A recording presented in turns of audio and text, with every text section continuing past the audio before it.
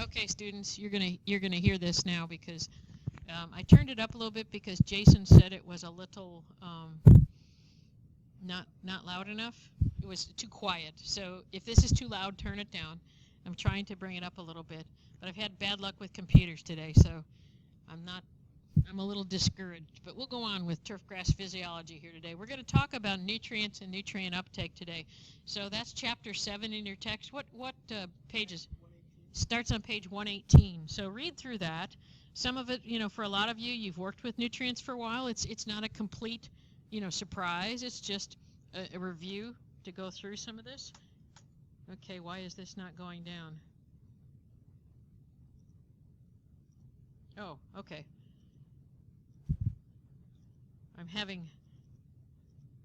Okay, we'll go back. Having issues here. Let's go previous. All right. Okay.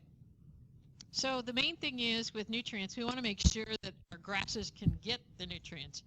Okay, if I put them there, I have to make sure they're placed in the right place. They're not going to leach off, that they're going to be available. So they need to be in the correct form to be able to be taken up. The main way that plants or turfgrass plants get nutrients is through their root hairs. Okay, it's got the most surface of anything, and that's one of the biggest advantages to monocots is that they do have fibrous root systems, and they have a lot of root hairs for miles and miles and miles. So when I put nutrients on a site, and I'm going to use a soil test to tell me what I'm deficient in, and depending on how you're going to do it, whether you're going to use the resin capsules or whether you're going to actually have a different soil test, we can do all of those things. But the main thing I'm looking for is what are the nutrients that are in solution, because that's what the root hairs are going to be able to take up. So the soil solution is going to depend on what my soil type is, okay, because if I have sand, I'm not going to have very many. I'm going to have a low cation exchange capacity because it doesn't hold a lot of nutrients.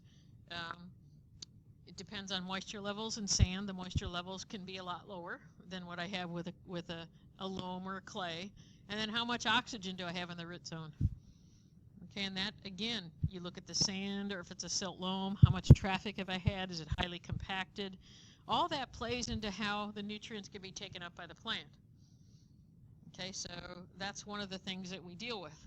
And as we look at this, with cool season grasses, which we're normally using here in the Northwest, once we get to the south and we look at some of the warm season grasses that we've actually looked at some of the IDs for, the cool season grasses, again, are going to put their roots on in the spring and the fall, which is why we usually fertilize in spring and fall to get the plants more healthy. We don't fertilize in the summer with a cool season grass. With the warm season grasses, bless you, Jason, the warm season grasses put their roots on in the middle of summer. Okay, so if I have more growing ability or more ability to take up nutrients, that's when I'm going to fertilize. POA is a cool season. Right. So, like with Jeff, we're doing treatments every Monday. Right. The hot part of the season, we wouldn't have any nitrogen. Oh, well, no. The reason that he's fertilizing on greens every Monday and in low amounts is because it's a very shallow root system. So, right. So if you take off clippings and you're doing a light, are you spraying on the nitrogen? Okay, and we'll see as we go through this. I'm getting ahead of myself, but the most efficient way to put out nitrogen is to use a foliar and a granular. So you have some in the soil, and then you supplement with the right. So, well, that's when you do that's when you have the majority of your roots. So we don't really push the cool season grasses through the summer because they're under such stress. And no matter what we do, the roots are going to go back up to the surface. Once you get hot temperatures in the soil, so when it gets up if the soil temperature where the roots are gets into the 80s and 90s, then the roots aren't going to function as well. And you can have root dieback, which can happen. So with a light one, you're still giving it some light treatment. Right. So when you're looking at cool season through the summer, you're still going to have some nutrients available somehow, because how is it going to put up with the stress of the traffic that you're putting on it from the golfers? It's got to grow somehow. It's not going to stop. So you're just giving it enough to function and to make sure it doesn't go into stress and to make sure that it can actually resist diseases. Because if I don't fertilize it, I can get anthracnose really quickly in the summer months. I was just confusing because there's going to be a lot of things, and if it doesn't come out quite right, make sure you ask a question. And you guys online too, you can type in. We can make a discussion section for. I should put one in for each lecture, but then I'd have to. I didn't want to make you feel like you had to do it to grade, but it might be a good thing if we want to do that, so you guys can discuss what we're talking about here. Then we could have all 8 of us talking together about what's going on. So that would be a lot more fun. Okay, so, and then the other thing is what fertilizers are going to be put out? Are you going to do a foliar app with a very small amount and do that on a weekly basis? Or are you going to use a granular type that's slow release that'll give out nutrients over a several week period? And that's something you'd want to think about if you had less labor, because if you can only put it out once, you're going to want to do something like that, so it's not all quickly available. So we're going to talk about all these things probably in more detail here as I go through the slides. Okay, so as we look at the major elements, let's see if I can get all these on the slide. Whoops, sulfur went away. Sorry about that. Let's see if I can slide this down. All right, sulfur just barely fits in there. All right, so my major elements, and the way that why we call them major elements is just because they use the most of these 3 elements: nitrogen, phosphorus, and potassium. It's not because they're more important than calcium, magnesium, or sulfur. It's just because they're used the most. So that's what we're going to put out the most. So my secondary elements, calcium, magnesium, and sulfur, are going to be considered secondary, and then we have minor nutrients as well that you usually will put out. What? Oh, that's tomorrow. Oh, no, it was today. Oh, sorry. Okay, he looked at our club thing, and he forgot to go, so sorry about that, guys. Okay, so we're going to talk about each one of these as we go on. And then our minor elements, which are used in very tiny amounts. Oops, sorry about that. Iron, copper, manganese, zinc, molybdenum, and boron. And usually, when we're applying this, of course, I like to use a soil test to look at these at least once a year. Real sandy soils, I'll look at it at least twice a year. But I'm usually putting out micronutrient packages no less than spring and fall with my regular fertilizers. Okay, and again, it depends on whether you have straight sand greens and how old they are, what's going on, because you build up nutrients over years. And they can, especially when I have more organic matter, I can hold some more of these minor elements, especially iron applications. We have a question from the peanut gallery here. So like on our roughs, like Jeff would be fertilizing because it's a cool season, spring and fall. Because those are the 2 treatments I do not get a witness, and I know they do them. So that's what you're talking about. With a granule. Right. Okay. Okay. Absolutely. And he might because he's talking about the superintendent Walla Walla Country Club here, and basically I would think that when he's putting out his liquid applications, he's putting the micronutrients out with those. Right, because we're doing that every Monday, and then I asked about how do you take? We don't take care of our roughs at all through the summer, and he's like, well, we do In the spring and fall.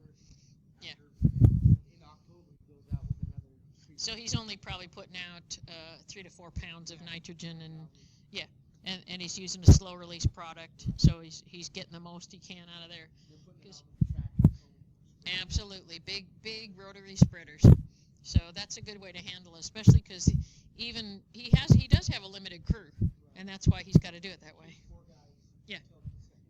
Yeah, but that's a limited amount of people.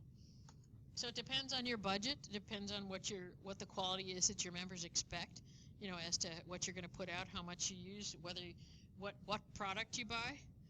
If you can afford a quick release product and not the slow release, then you're going to put out a little every week. If you can afford the slower release, then you put out more, fewer apps in a larger amount. So, right. If you have and the ability to store your fertilizers, bulk is the best way to go if you can, or if they can bring it in for you. Okay, so let's look at what role each one of these nutrients play. And I realize this for anybody who's done physiology or anything else. Plants are plants. Okay, so I'm not doing anything that's going to be out of the ordinary for what nitrogen does. Basically, it helps us with shoot growth and our green color. Okay, are probably the most to take up nitrogen, it's got to be in either ammonium or a nitrate form. So if I have an organic product, it's got to have microorganisms to break it down to get to a nitrate to take it up, or in ammonium in a smaller amount. So a plant doesn't know, it just knows that I've got nitrogen. It doesn't know what form it's in. But there's a minor amount of ammonium taken up, but it's mostly nitrates. And nitrate is also the form that can leach. So, yeah. Well, we can go through that some more if you'd like to go through the nitrogen cycle, but that's the main thing. We just have to be conscious of that so that we're putting out fertilizer at a time when the roots can take it up, so we don't have excess nitrogen at a time when we might get excess rainfall, like on the west side. You know, we just make sure that we don't do something with that. I'm going to do another whole lecture on phosphorus, probably on Friday, which Chris will be gone for that, but the rest of you, he can get it online. But phosphorus is a very important nutrient. Okay, and probably the most important thing that it's involved in is energy storage and transfer, ATP, ADP, root growth, reproduction. I've got to have it. For those of you who are in the state of Washington, it's interesting that the legislature legislated that, or actually put in their law, that turfgrass plants don't need phosphorus. And that is so weird, because they can't exist without phosphorus. They couldn't have the energy to go. So it was just a way to try to limit phosphorus applications. And there's a very interesting article in the agronomy newsletter that they put out, or the magazine, because it talked about sub-level leaching of phosphorus beneath the root zone. So it actually can leach through drains. So it goes through the soil and actually leaches out in the drains. So, I mean, yeah. It can with a soil that has organic matter, it can get in there. I was looking at compost, and I actually, on a sandy soil, found that the phosphorus level built up so much that it could leach out. And so it can. And of all the things, and we'll talk about this some more, if you're going to put out a phosphorus application, put it out when a plant can use it. Right. So if you're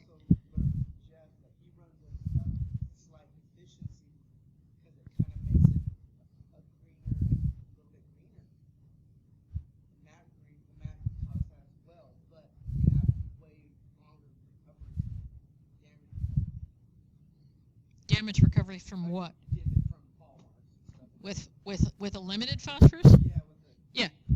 Recover. You have to have the recovery. You have to have phosphorus for the plant to build itself back up. But the main thing is if you're going to put it out, always use a soil test. We're usually not deficient in this area, except in the real sandy soils. Okay, but mostly on the east side, we're not deficient. On the west side, we're always deficient. Didn't Matt work for the Spokane Country Club? Yeah. Yeah, he said he did a test and was trying to convince his superintendent that he used phosphorus. Oh, so he hadn't looked at the... 35 years. Oh. Well, the tests will tell you whether it's deficient or not. He showed us the actual report. He did. That's what I used for my thing. Okay.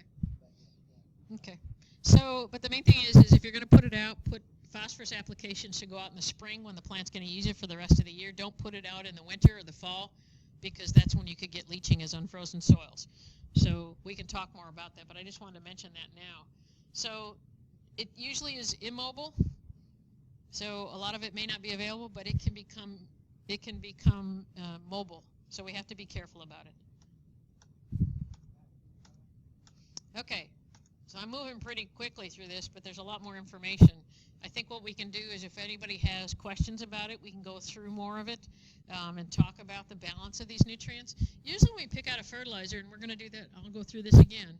When I'm looking for a fertilizer for turf grass, I'm looking for a 3:1:2 ratio, so I have 3 parts nitrogen, 1 part phosphorus, 2 parts potassium. It can't even be a 3:1:3. In some states, other than Washington, they actually do almost a 6:1:4 ratio or something like that. But it's generally equal amounts of nitrogen and potassium, and about 1/3 the amount of phosphorus is for turf grass use. And when we look at potassium, it's really a stress-related nutrient because it helps keep it out of water stress. It helps with nitrogen uptake. It says plant cell strength.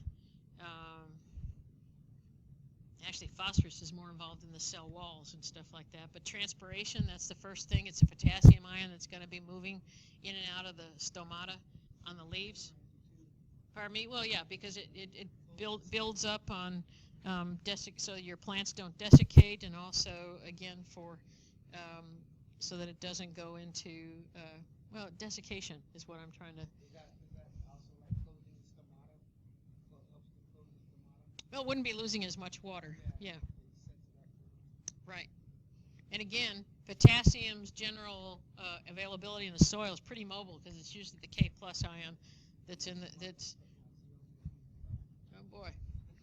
Okay, but that's the main thing is we have to be careful. They've actually, especially in sandier soil, they've actually been using like a polycoated potassium sulfate or something like that so that it wouldn't leach. Okay. Calcium, again, the calcium is involved in the cell walls, cell structure, the metabolism of nitrogen, so calcium's involved in that, in nitrogen breaking down. If we have too much of acidic soil, it won't break down. Cell elongation and division. So you can see that if we're going to try to get a plant to grow, we have to have adequate calcium. In this part of the state, in eastern Washington, that's not a problem. The calcium levels are usually pretty high, so we aren't usually doing that. On the west side of the state, we're really low. I mean, calcium is one of the things that we put out. Here's the thing with calcium, though. If we put a high application of calcium out in the fall, it can actually raise the pH enough that we'll get more disease. I can get a lot more microdochium patch because I put too much calcium out in the fall. So I want to split up my applications and make sure that I use it in a how should I say, a more spread out fashion. Okay. What Matt taught us is used more around here in a liquid form for orchards. The calcium to strengthen the leaf structure, the cell walls. Oh, so they're actually doing a liquid application onto the leaf itself to take it up in the orchards. That it's found in mineral form, pretty readily available. Yeah. Around here. Yeah, it is. Calcium is very readily available in eastern Washington. Okay, so let's go on to some of the lesser used nutrients. Well, calcium started with that. So magnesium. Okay, magnesium is a primary constituent of chlorophyll in the plant. So if I don't have enough magnesium, I'm not going to get adequate photosynthesis. So that's a problem. Okay, and right, and it's the transfer of the phosphates, the ATP and the ADP. So if I don't have that, I'm screwed. So magnesium, even though it's required in smaller amounts, yeah, and it's pretty mobile, magnesium, because it's an Mg plus 2. So you find out. Here's the other thing: is a lot of people to do some of the magnesium applications, they'll use Epsom salts, magnesium sulfate. So they'll use that cheap. They'll dissolve it in water and put it out in a liquid form. So I've seen that done too. I think I first learned that trick from an old master gardener from Germany when I was working. Yeah. Well, you know what, they're using it more and more because they found with people, so we're not talking about plants anymore, guys, we're talking about people, that actually by taking a magnesium, like an Epsom salts bath, you can actually strengthen your bones more that way than taking it. So there's something you can do. Go home and take a Epsom salt bath and see how you feel if it doesn't relax you. So, okay, enough of the body talk here. We're going to go on to sulfur now. Yeah, metrosexual talk here. Okay, sorry about that, guys. Okay, so sulfur. Sulfur has a bigger role in plants than what you would think.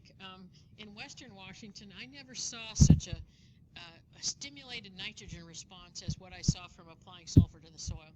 And I think it has something to do with the volcanic soils that we have. Because I never saw that in Texas, I never saw it in Wisconsin or Illinois. Sulfur didn't play that big a part in nitrogen or in nitrogen uptake, but here you really see a big response. So basically it helps by helping the nitrogen being uptaken by the roots, and that can be really, here with our pHs being close to 8, sulfur is very important in helping us lower the pH and getting the nutrients. Sulfur actually has, and I'm not sure of the exact activity, but it can have an effect on microtubules of fungus development. So basically it is kind of a biocontrol because we've used that too.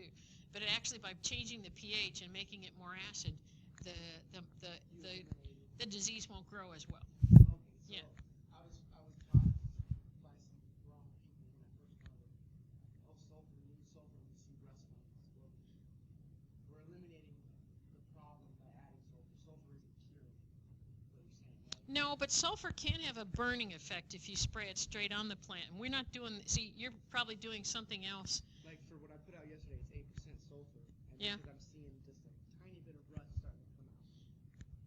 So Well, rust comes on when it gets cooler and you have right, enough it's moisture. natural, it's So the happening. sulfur should have gone out a long time ago. Oh, I know, but I put sulfur Yeah. on every app, but But it's this not one, gonna take care of it immediately. the No. sulfur apps I do in the summer are 3%. Okay. This one's 8. That's why it's a stronger one in the fall. It's autumn elite Glorellus. Well, basically in the fall you aren't going to get the burn that you would with sulfur. That's why you're going with 3% earlier in the year. Right. You can really burn it. I actually put out elemental sulfur when I was working at Medina, and unfortunately, and you guys, a lot of you in the field haven't met me, but I'm only 4'11 and a half. So when I'm pushing elemental sulfur behind a rotary spreader, all the dust came up into my eyes. And if you can imagine, this is in the late 70s. You guys weren't alive, so yeah. Oh, okay. All right. Well, I got an old person here that's in my class. But a lot of you, and I take it back because I know there's another gentleman. He's not. I don't think he's in this class that is in his 40s. But anyway, the younger people will realize we didn't wear goggles. You know, we didn't wear ear protection back then. Yeah, and I didn't wear glasses, and that was one of my problems. So the dust came right up in my eyes, and it irritated my eyes enough I had to go to the hospital. So if you don't wear glasses and you're going to be putting things out, it's really a good idea to wear safety glasses. Iron application. And you got it from that? My nose. My nose got out, and I went like this to blow my nose. I had to go to the hospital. Ugh. So I Okay. got my sinus. So these nutrients are good for plants, but as we're putting these things out, we shouldn't be breathing them in all the time. And it depends on the formulation. Okay, a lot of these, that's not going to happen, but in some of the elemental states, you can have some difficulties with it, especially if it's a powder form. Some of them can get really nasty. But they've incorporated, I mean, there's a lot of sulfur-coated products now, so you don't use the elemental. That was 30 years ago. Well, no, it was more than 30. Sorry, guys. But so I can get a better uptake. I'll go back to the sulfur by the roots, and synthesis of the chlorophyll just by using the sulfur is involved with that. It's pretty immobile, but it's going to stay right in the upper parts of the root zone. Okay, and it's usually, you know, when you get into a sulfate ion, excuse me, you can see that's how it's basically going to be used, or in the soil, sulfite and sulfate. Okay, if we get into some of our more micronutrients, iron is probably the micronutrient that is used the most in the plant, and again, that's involved in the chlorophyll molecule and in the synthesis of chlorophyll, and so that's going to put it into the use by respiration and photosynthesis. So iron can be a real problem. Iron is usually immobile, so you're going to see when you make iron application, it builds up pretty rapidly in the soil. And for people who are using iron sulfate to control their moss, especially on the west side, we can get some pretty high amounts of iron in the soil because it just builds up there. And the higher my pH, the more immobile it becomes. On the west side, when they treat for that, do they hand remove the dead moss? He's asking if they hand remove the dead moss. Sometimes we do, but sometimes you'll plant right into it, or I'll just mow it off. Yeah, but on a green, you're going to be careful. You have to put it in lower amounts. You don't want to turn if you put too high of amount of iron on, everything goes black. Does the iron kill the spore too? Not unless it's really high. So you got to be careful with. If I put enough iron on there to kill spore too, I'm going to probably kill the grass. But As long as you get something in there, change the condition. If it's probably wet, get grass growing. right, outcompete is what you're going to do. So as I said, as my pH goes up, iron becomes fairly immobile. And there's a what did I do with that packet I gave here?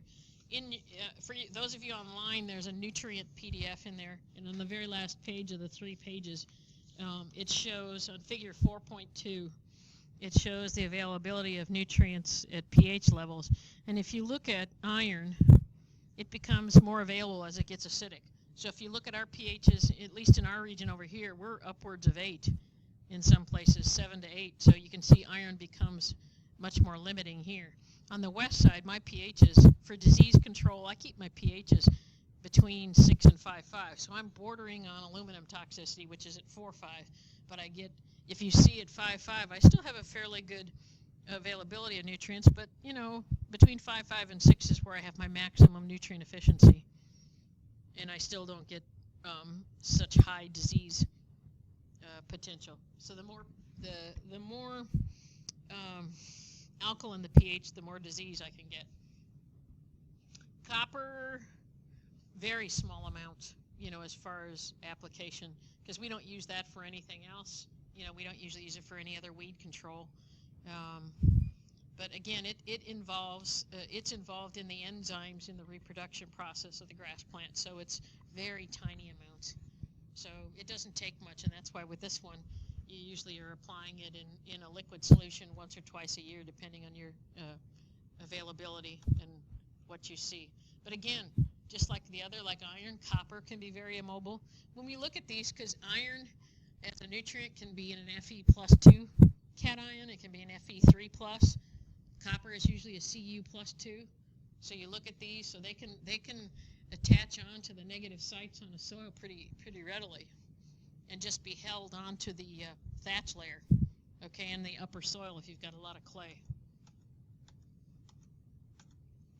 Okay, the plant can use some zinc, okay, but just like with anything else, if you've ever lived if you're on the west side of the state or even the central part of the state where we have moss on the roofs, zinc sulfate is one of the things we put on the roofs to get rid of the moss. But if you wash it off the roof, that zinc is in such high amounts that it'll actually kill the plant. So they tell you don't get it on the grass. So it's used in very small amounts within the synthesis within the plant and enzymes. And again, it's moderately mobile. The most common form of zinc that we put out is a zinc sulfate. Most of these are in sulfate. And I forgot to mention something, and we'll talk more about it as we go through fertilizer types, but in potassium, the cheapest form to put out of potassium is potassium chloride, and it's going to be the hottest nutrient to use. Potassium sulfate is one I would rather use, but it's more expensive, and I find that I like to use that where I'm trying to lower the pH too, is the sulfate ion. Manganese, again, for its role in the plant, it is in part of photosynthesis, very small amount. Again, this is once or twice a year for micronutrients. And it's, again, if we're looking at these metals that we're going through, just the fact that they're a plus ion, they can get absorbed to the soil and the thatch very readily, probably more the soil. Again, the reason I would be more deficient in these two would be if I had a high sand content. I don't have the ability to adsorb those cations to the soil. I have a very low cation.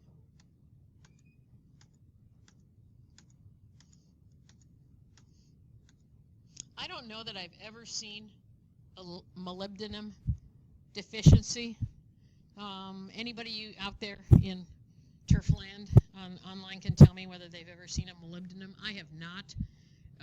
Again, it's involved in the conversion of nitrogen into food for the plant and the absorption and translocation of iron. So it's in the translocation process that molybdenum is used. Like I said, never seen a deficiency.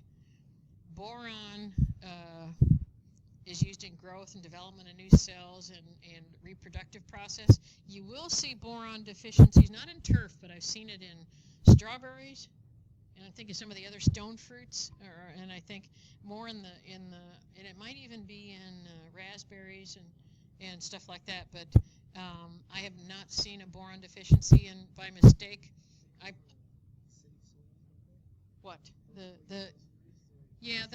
they do.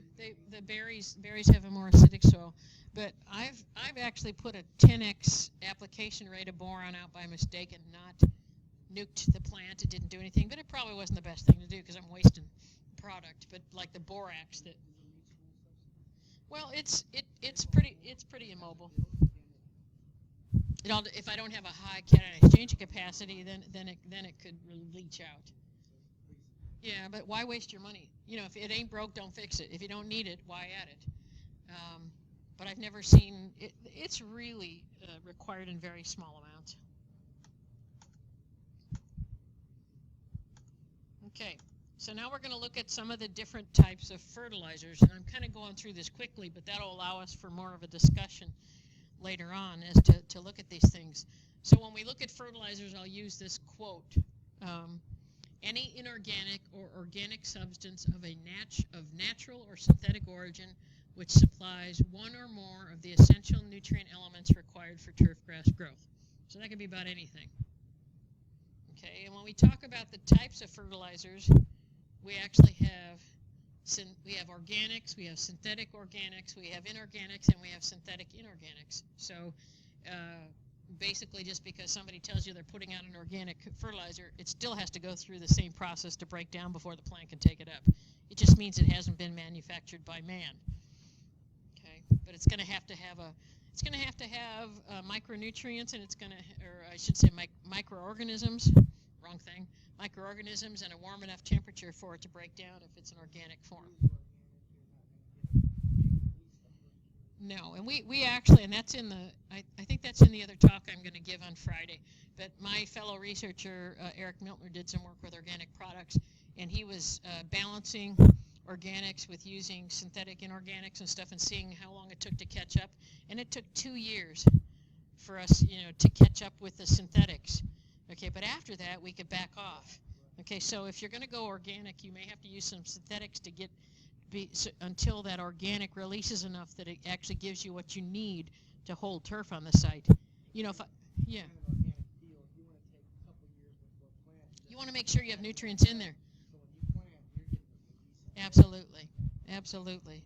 But then you've got to be careful if you don't have plants on it. What's going to take up what you have there? You could get leaching too. So the whole thing is, think about what you're doing. You can make a mistake with everything, even if it's organic. Yeah. Okay, so if we look at the synthetic inorganic types of fertilizer, the most commonly used is ammonium sulfate. We used to use ammonium nitrate many years ago. Because of the bombers and everything putting together diesel fuel with ammonium nitrate, that's now highly regulated. We had 10 pounds of ammonium nitrate at the research facility. We had to have it under lock and key and make sure that the fire marshal knew it. So we only kept that for fertilizer trials. We never used ammonium nitrate, and I don't think very many people. I don't know whether the farmers they're still probably using more ammonium, like aqueous ammonium. Yeah, but ammonium nitrate is a good fertilizer, but the danger from all the other people, that's why it's gone away. It's not worth it. Yeah. Synthetic organics, okay, urea. Okay, so basically we use that all the time. It's not expensive. It's synthetically made, but it's also made by our bodies too. That's why it's a synthetic organic. Okay, but when we look at diseases, sometimes urea, the rates that we apply, we can actually see more disease coming from urea after we've made the application because it grows so fast. Okay, so it's with the amount you put out, not that the product's actually causing it. Yes, yeah. Or it can be too, oops, I got to move that down. It can just be too, what's the word I'm trying to, it's the end of the day, my brain's not thinking of this word. It can be too succulent. Okay, so it doesn't have the disease resistance. Okay, so we've got the synthetic organics, and then we move into the natural organics, which have been pushed by people. I mean, if you think about it, when I was at Medina Country Club back in the late 70s, okay, we used Milorganite all the time, which is the Milwaukee sewerage. So, and that's been around. It's given. Let me tell you how many people have benefited from the use of Milorganite because of processing that sludge from Milwaukee, because they use it on greens. It heats up the greens in the winter, so you get the snow and the ice off quicker. Are you pumping it off?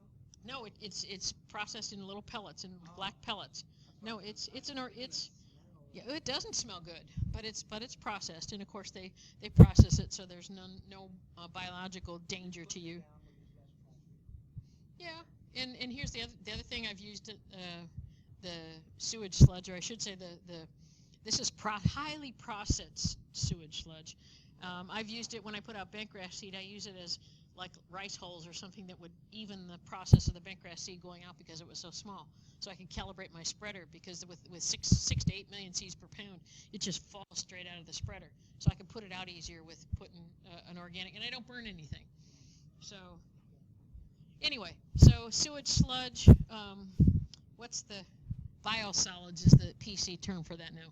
You don't call it sewage sludge, you call it biosolids. Yeah, and manure, you have to be careful. I mean, we do use a lot of manure lagoons on some of the larger areas. It smells, people don't like it, but it can be used, it can be processed. But if you're going to put it on a site, I had one lady who redid her lawn and took her horse manure and mixed it in. Well, horse manure is not processed, okay? She had so many weed seeds in there that she had more weeds growing than grass. So she spent a lot of money on seed and then mixed the manure in, and boy, did she mess it up. So on a golf course, probably not. But we used it. I worked on a sod farm in Georgia for a while, and we used chicken manure. Boy, is that hot and stinky. And we use that to establish our tall fescue fields. So, but, oh, and yes. Yeah, we put it right over the top is what we did. Yeah, but it was hot. But I mean, all they did was pick it up off the floor of the chicken broiler house, and there were chicken feet in there and everything going out in the field. So, guys, it was pretty weird. But it was not processed, and I did not care for it at all. It's a good thing nobody lived around there, because it was out in the middle of nowhere. North Georgia, imagine that. Woo-hoo. Okay, so one of the things that we want to look at when we're choosing a fertilizer is how easily does it spread. Okay, we need to look at what we're going to use for equipment, and if we're spraying it, does it flow? Well, even with the spreader, does it flow out? And what you're going to find is that the cheaper the product, it's not going to flow very well. And the cheapest products you can find, take a nitrogen granule, take a potassium granule, take a phosphorus granule, put them together, all different size particles. And I tried to take this and I found out the hard way. Here's an old PhD trying to do something. I was trying to fertilize a trial that I had done at University of Washington. Should have been my first thing that I tried to do it on Husky property. Sorry, guys. But I tried to put out a half a pound of nitrogen with this cheap product. Well, I had to scale it down so much that what it was doing is the big granules were just getting ground to powder. And so it would go around, grind it, and drop. Go around and grind it and drop. So when I went back in a week and a half, I had these stripes down the thing. So I thought, what did I do? It looked like I'd taken a lot. You know how you get the rippling of a mower? It looked like that, only I had green stripes all the way across. And had I gotten a more expensive product where the fertilizer sizes or the pellets were the same size, that wouldn't have happened. But I had to buy it out of my own budget.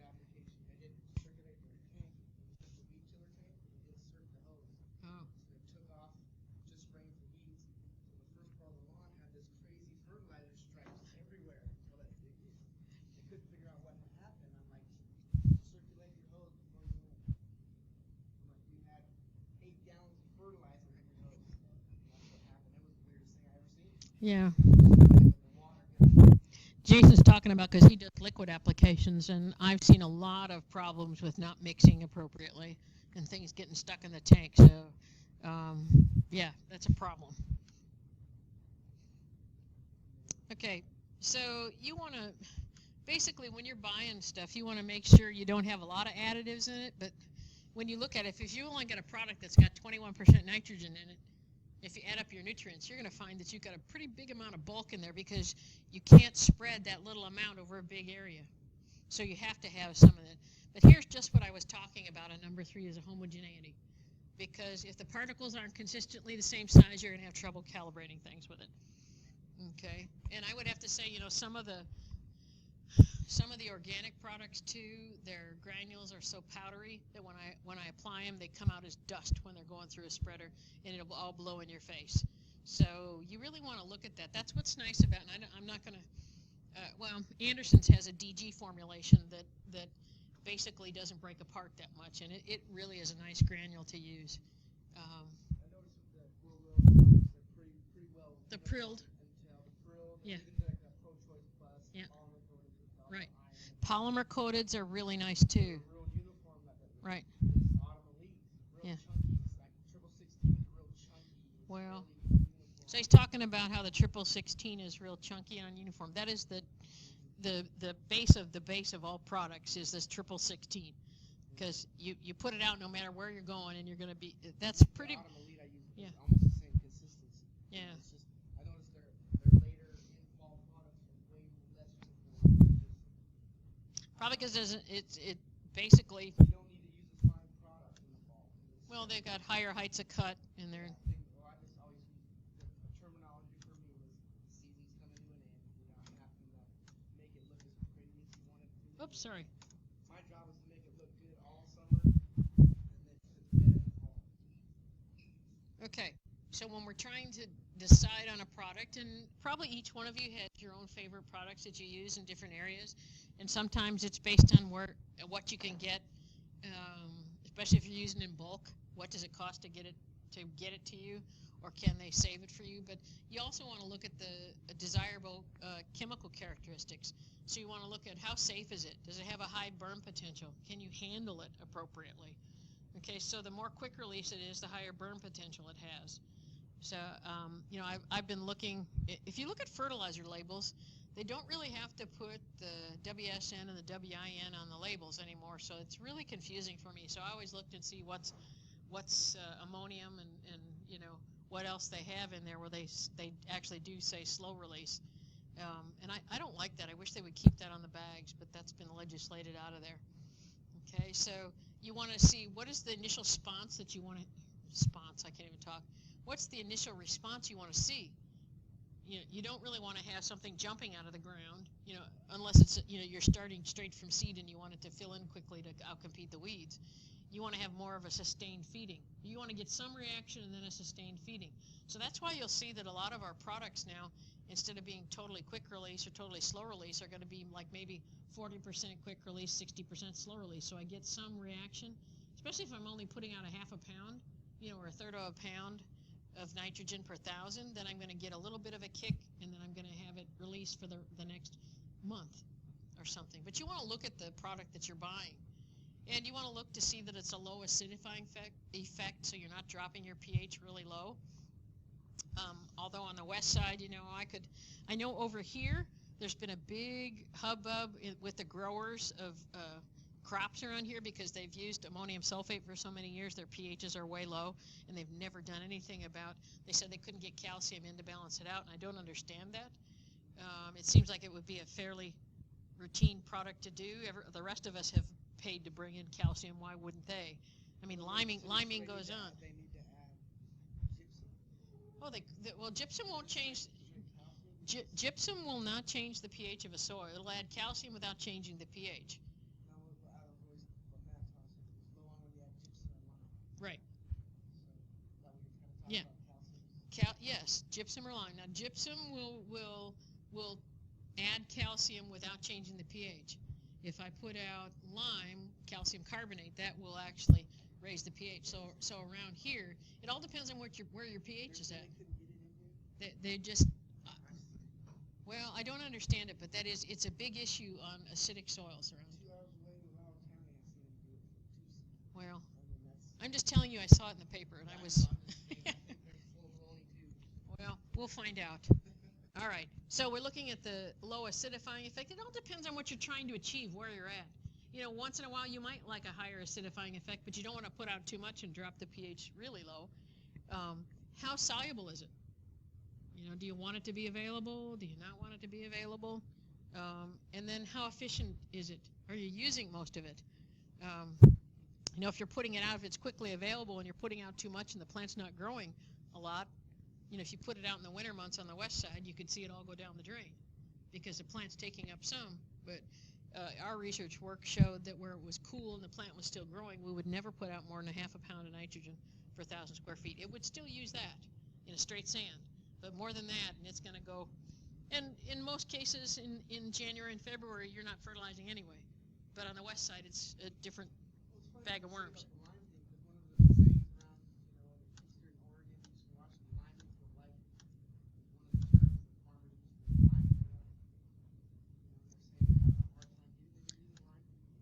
Well, but that's what I would think too. But it depends on. I don't understand it. So I'm telling you, I saw it in the paper and I thought, whoa. So where are they doing this? Maybe it's in non-irrigated areas, dryland without any water. Okay, so see, there's an important factor that we're forgetting. All right, so as we look at how efficient a fertilizer is, we want to see how it affects the plant. Okay, what kind of clipping removal? You know, as far as I'm concerned, I'd like to get a good response from the plant and not see a lot of clipping removal, which is why we've gone to the use of growth regulators now. You know, so we get a dark green color. We can use a little bit less fertilizer, and it makes the plant stand up a little bit and get a little darker green. It all depends on what color your grass is. It does help with color, but deep dark green, if I got a bunch of POA, that's not going to help me. I do want a dense plant, so I want enough fertilizer to get it dense, but not too much to make it too succulent. What kind of an initial response do you want? Okay, how long does it last? And then, is it going to help with recovery from injuries, especially on my sports fields? I want something that's going to help it grow back in. So I'm going to use different fertilizers at different times of the year, is basically what it all comes down to. And that is not a big revelation to any of us, is it? It's all common sense. Okay, so it does not take a PhD to know what I'm telling you, but it just, you've probably had all of this reaction. You know, I'm thinking of Saul over at the Seahawks too. You know what they're doing. So they can only put it out at certain times of year. They have to use their products wisely, and figure out what they can use to their advantage. Oh, absolutely, absolutely. Yep, but they have a lot of good relationships. They're really good. They find out from the coaches what's going on, and I'm sure that Saul will be happy, right, Saul, to talk to us about this sometime. Well, they don't. Yeah, no. So what we want to do is what's going to happen by the choice of my fertilizer to my management practices. Okay, what it costs is going to have. You know, how does it fit into my budget?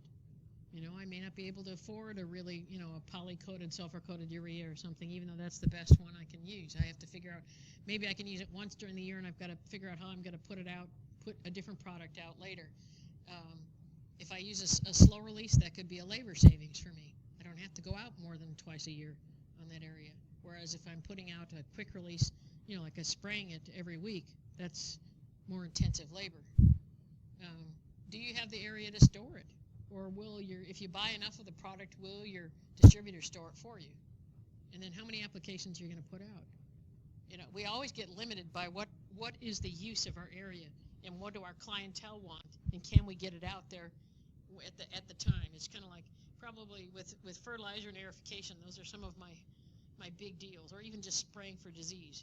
You know, I've got to be careful of when I try to do it, or if I'm going to have time to do it, and I have to work that out with my clientele. It's just like the sports field here. No, you cannot aerify it because I have to use it for the next 3 months. You can't get on it until November 15th. And I said, well, guess what? By that point, I've opened it up. I'm going to have POA coming in if it's not frozen, you know, and I'm going to have some difficulties. So then I'm going to wait till spring to aerify, more than likely.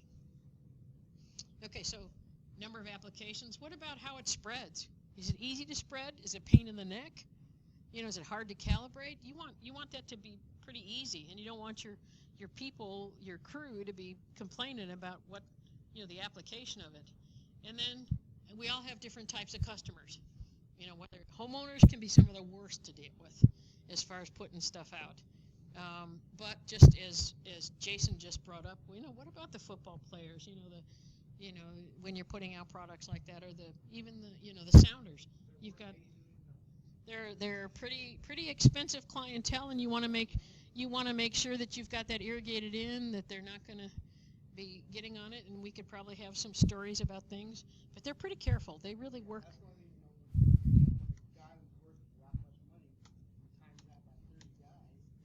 Yeah. Okay, some of the other things. I don't think I handed these sheets out, so I'm going to have to. I don't think they're up online, so I need to get these to you. So I can refer to them, but I'll make sure that I get them to you, because this morning when the computer didn't work, I was kind of a little bit out of whack, and I didn't get them. But let's look at some other efficiencies we need to look at and how we can use the fertilizers. So the first thing we look at is the type of fertilizer applied. You know, what am I using? Am I using an inorganic, a synthetic inorganic? Am I using an organic product? An organic product within our industry should be used in the summer months, spring and summer, so it can break down. Okay. Other than that, you're not going to see the response to heal in quick enough if I don't have something that's more quickly available. Okay. We want to think about soil texture and pH. Well, you do have the handout on the pH for nutrient uptake. Okay, that's that third page that I gave you. I don't think I have the soil moisture, the rainfall and irrigation, but basically, if I'm going to put out a bunch of quick release, I don't really want to put it out before, say, like Hurricane Joaquin came in, it would be gone. I mean, but that's called a 1,000-year rainfall. How could you predict? You just would want to be looking at that. But I have to have some moisture for those nutrients to be available. I can't go into it. I have to have an irrigated agriculture to use to get the efficiency from the fertilizer. And what's the temperature of the soil? Okay, is it going to be, so it's at the point where the nutrients can be taken up? Is it going to be too hot for them, for the microorganisms to work? Is it going to be too cold? That's why I said the organic products are best in spring and summer when the microorganisms are at the right temperature to be breaking them down. And then I want to make sure that I'm not irrigating too much and I'm not fertilizing too much so I don't get a lot of thatch accumulated. Okay, and thatch is going to accumulate most on my plants that have rhizomes and stolons and those that have more lignin in the leaf tissue. So right away, if we look at the growth habit type, Kentucky bluegrass would be one that would be thatchy because it has rhizomes. If we think about other cool season grasses, some of the fine fescue can get pretty thatchy because they don't like a lot of nitrogen. Okay, so if I fertilize them the way I would a Kentucky bluegrass, they're going to get real thatchy real quick. Think about the warm season grasses, my Bermudas, my zoysias, all of those warm season grasses, the centipedes, the St. Augustine, because they have stolons and the Bermuda and zoysia both have rhizomes and stolons. If I fertilize them too much, I can get a lot of thatch. So I've got to watch that. Okay, and you know, our first thing to make anything go away and to get it greener on some stages, especially with a homeowner situation, is to over-fertilize and over-water, which doesn't do us much good. Okay, and then the other thing is how it can work best. If I have at least 1 to 2% organic matter content by volume, that's going to give me pretty good cation exchange capacity and be able to hold on to the nutrients. It doesn't take much. By putting in, we were putting in 10% of a loam into a straight sand when we were mixing stuff up for a soil mix, and that 10% by volume of loam came out to 1% organic matter. Okay, so basically, and then if you have a little bit, you can see the difference in establishment. Like that's why we would put maybe, and you want to have this tested if you're going to put sand and organic matter together for a root zone. But just that 10% organic matter, whatever it takes, whatever they say the sand matches with your organic source, that can help get you started so much better on the plant getting established. Even though the straight sand will catch up in organic matter later on, they never will look the same. That little bit of organic matter to start out with really does help. But it raises your soil root zone cost it triples it. And that's why in the Northwest, why they only used a medium fine sand was because working organic matter in was a mess, because they used to get pockets of organic matter, but it also tripled the cost to build them. So, but that's why Dr. Goss, my predecessor, started with straight sand greens. Actually, it came out of California first, but so we followed that. And then microbial activity. Okay, so that depends on, you know, if I'm using an organic fertilizer that requires microorganism breakdown. You know, if you use a polycoated product, then it depends on how quickly that coating breaks down with water. As soon as that coating starts breaking, that's fine. I'll tell you a story. When I was working at Medina in the late 70s, that's when the first sulfur-coated urea came out. No polycoating, just sulfur-coated. Well, that sulfur coating wasn't strong enough, and that molecule would break, or that particle, that pellet would break, and you would get sulfur burns, and you would get urea burns. And when I was working there, we fertilized the monster, which is where the tournament's always at. So that got fertilized. Well, on 3 fairways, one of my guys went out there with the fairway unit and mowed before they got it watered. Broke every pellet out there. Burned the heck out of 3 fairways. So we had to have, oh, come on, Gwen, I'm trying to think of the gentleman's name that was at Purdue at the time, but my boss was a Purdue graduate. So Anyway, it was bad because my boss, he had a person on the greens committee that was just looking to fire him, and so he lost his job because we lost 3 fairways. I mean, we had to reseed. It wasn't bad, but because that granule just split apart with the mower before it got watered in, so that's why they came with a poly coating to make it even stronger. Okay, but that's still something you got to think about. If you're going to go ahead and put fertilizer out there, make sure it gets watered in before you start taking equipment out there. But we ran 2 crews, and the guys didn't get the word, you know. Yes, we had 54 holes there. So, and then all this is going to depend as well your use, but the species that you have there. Warm season, cool season. You know, is it a bunch type? Does it creep? What am I going to do? How much do I need to put out there? And that's all things that you work on. That's where your agronomic knowledge comes in. You know, and then you've got to blend that with the budget. Those 2 things, because I remember when I worked for True Green as their area agronomist in the Midwest, I could have all these nice programs. If it didn't fit in the budget, it went out the window. So then I had to modify it and say, well, so what can I do to fit that in the budget that still isn't out of line with agronomics? Because it really worried me in some cases. I'd go, you can't do that. And they go, well, we're going to do it. And I'm going, but it was budget. So that was my real reality wake-up on the bottom line. I didn't have the money to do it. I had to cut something. And I'm going, well, you better cut something else or you're going to end up with people complaining. Whoops, sorry, I went through that too fast. Okay, so the last thing we do here on fertilizers is what's on the bag of fertilizer. Okay, they will tell you what the percentage of NP and K is. If you've got anything after the K, sometimes they'll have a -S for sulfur. Sulfur's the first one that goes on there, and they'll list a percentage. Sometimes they'll have Fe on there too, and but they'll usually have the other nutrient listed on there as a percentage. And then these are all listed as a ratio to each other. When I give something, compare to each other, see how much nitrogen you get, nitrogen, phosphorus, and potassium you get from one as compared to another for the price. And when we look at dollar values, we're going to look at the material. How soluble is it? What's the formulation? So if the source of the material is easy to get, it's going to be cheaper. Okay.